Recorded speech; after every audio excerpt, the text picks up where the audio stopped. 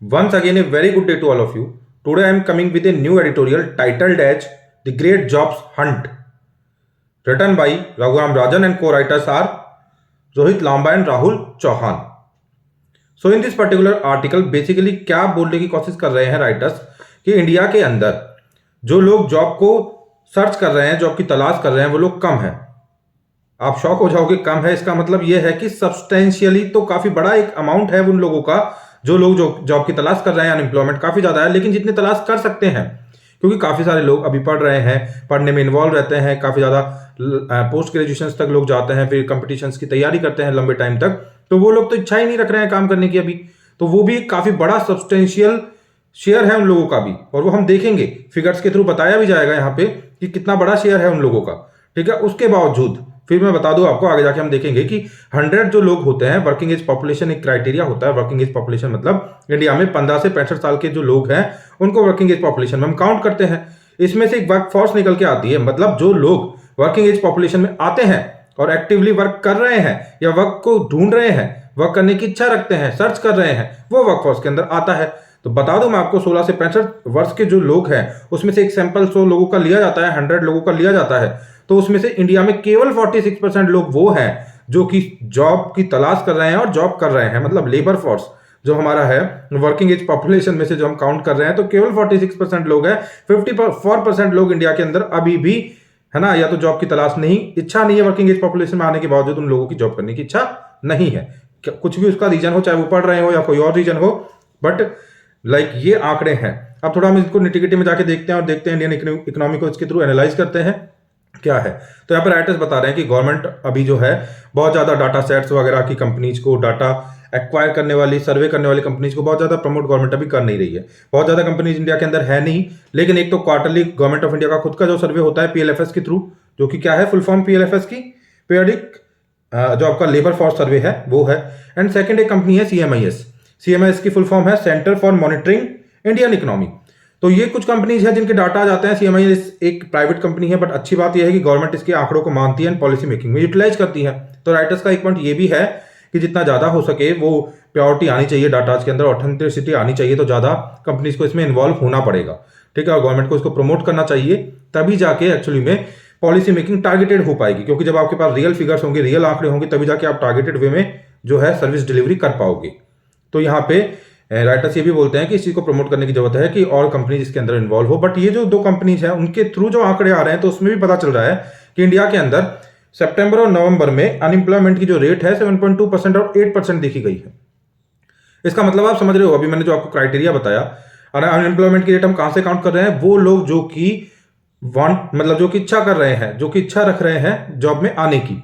ठीक है, तो मैंने बताया कि 100 लोग हैं, 100 लोग का यदि सैंपल मैं लेता हूं, 16 में से 65 वर्ष की एज के अंदर 100 लोगों का सैंपल यदि 100 लोगों का मैं लेता हूं, तो केवल 46 लोग हैं जो कि जॉब कर रहे हैं या तलाश कर रहे हैं। तो उन 46 में यदि आप पूरा 100 काउंट कर लोगे तो कितना ज्यादा अनएम्प्लॉयमेंट की रेट हो जाएगी। तो this is the real figure की जो फिगर निकल के जो आता है वो केवल वो काफी बड़ा 3.5 टू 3.2 टू 3.5 का फिगर निकल के आता है, करोड़।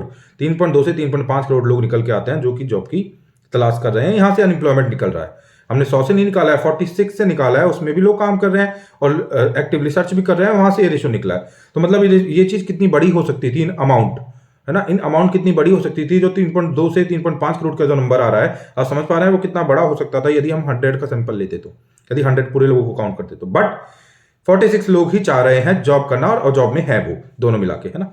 तो आप मुझे लगता है कि समझ गए होंगे अब तक इस चीज को। अब हम देखते हैं आगे। तो ये तो इन्होंने बता दिया इस तरह से आंकड़ों के थ्रू।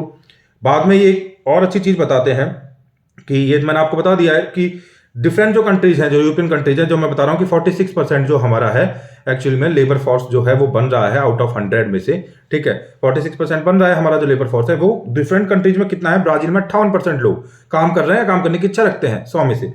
इंडोनेशिया में 68% लोग और ओईसीडी कंट्रीज के अंदर 60% लोग। अब यहाँ पे एक अलग नेक्स्ट लेवल की मर्म दिखाते हैं वो हमारी इंडियन इकोनॉमी का यहाँ पे, कि मिसिंग वुमेन, महिलाएं जो हैं लेबर फोर्स में बहुत ही कम पार्टिसिपेशन है। और एक काफी ज्यादा शॉकिंग फिगर है कि हमारे यहाँ पे लेबर फोर्स में फीमेल्स का पार्टिसिपेशन 19% है, जो कि सऊदी अरेबिया के अंदर जो फीमेल्स का पार्टिसिपेशन है उससे भी कम है।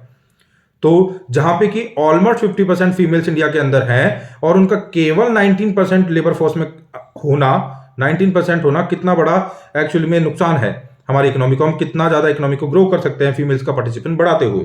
साथ ही साथ में यहाँ पे फिर आगे बताया गया है कि जो फीमेल्स पोस्ट ग्रेजुएशन कर लेती हैं, ठीक है, उनमें से कितनी फीमेल्स जॉब के लिए आती हैं, तो बताया गया है कि केवल 30% महिलाएं जॉब के लिए आती हैं जो लोग पोस्ट ग्रेजुएशन को कंप्लीट कर लेते हैं। वहीं पे मेल की कंडीशन में ये 81% है, जो पोस्ट ग्रेजुएशन कर लेते हैं, जो वर्क के लिए जाते हैं वो 81% है, फीमेल्स केवल 30%।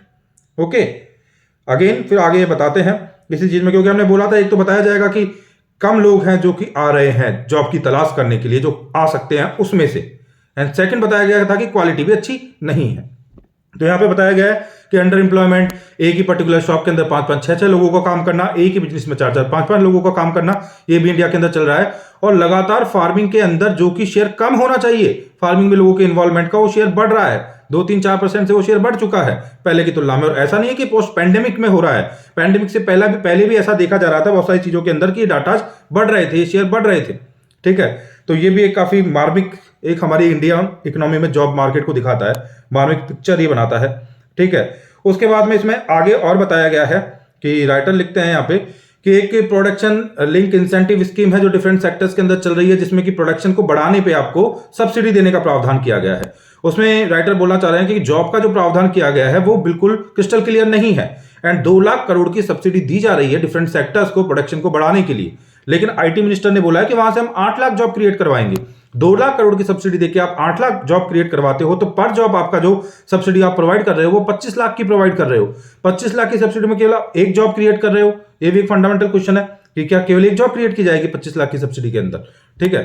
तो इस तरह से इसको थोड़ा ज्यादा इंटेंसिव होना, थोड़ा लेबर इंटेंसिव ज्यादा रखने की कोशिश करनी चाहिए थी, और थोड़ा टारगेटेड वे में एम्प्लॉयमेंट को भी टारगेट करना चाहिए था 2 लाख की सब्सिडी के साथ, ये जरूरी था। राइटर यहाँ पे ये लिखने की कोशिश कर रहे हैं।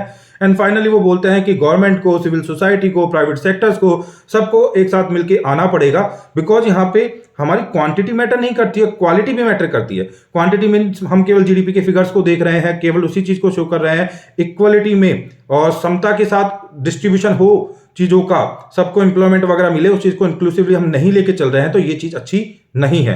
तो हमें दोनों चीजों को कैटर करना होगा, कहीं ना कहीं पे बुद्धा का मध्यम मार्ग हमें अपनाना होगा कि हमको क्वांटिटी के साथ भी जाना होगा और क्वालिटी को भी इंश्योर करना होगा। दोनों को बीच में हम बीच में यूटिलाइज करते हुए और मध्यम मार्ग को अपनाते हुए काफी अच्छे से अपनी इकोनॉमी को आगे लेके जा सकते हैं। लेकिन उसके लिए private sector, civil society, government of India सबको मिलकर साथ में एक साथ काम करना पड़ेगा।